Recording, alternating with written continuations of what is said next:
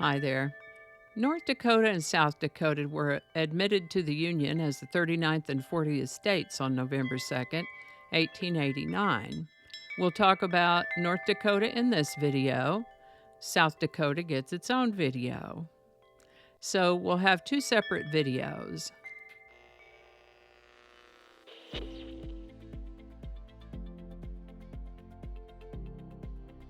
Hi there, and welcome to this day in history for November 2nd.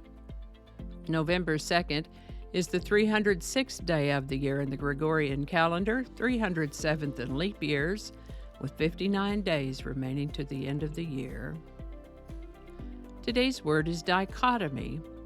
Dichotomy is a noun that refers to a division or contrast between two things that are presented as opposites or entirely different from each other.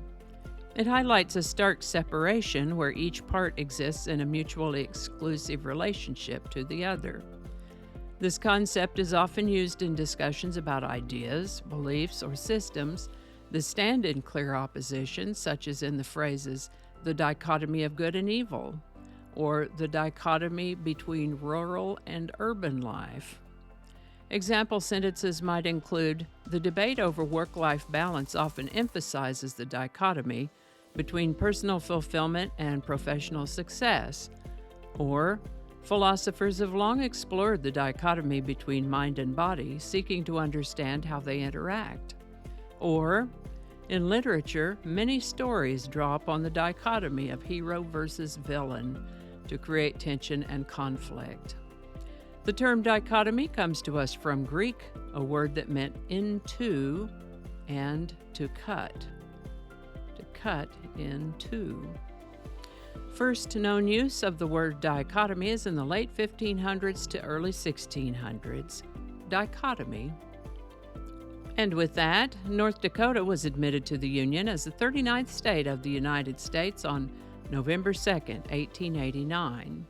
North Dakota is a landlocked state in the upper Midwest in the heart of North America, bordered by Canada to the north and 3 U.S. states, Minnesota, South Dakota, and Montana.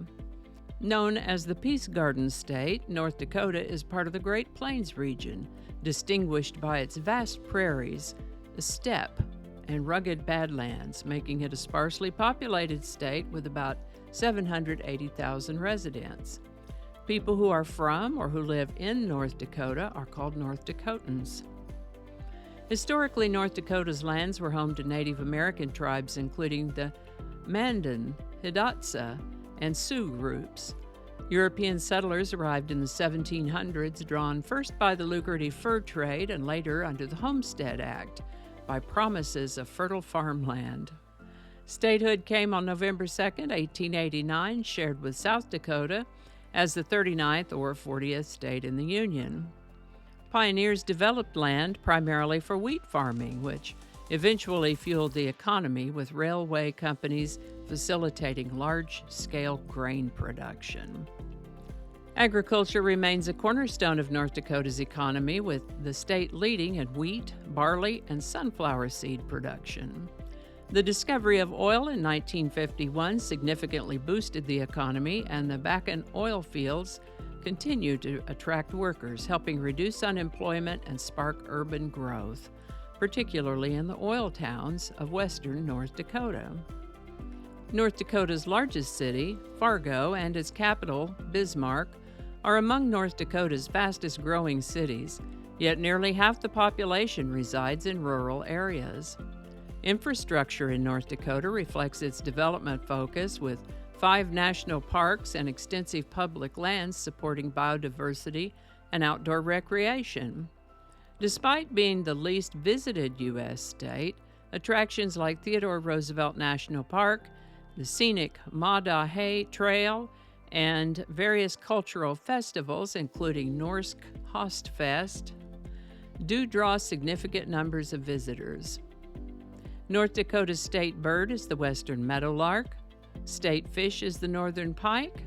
State flower is the wild prairie rose.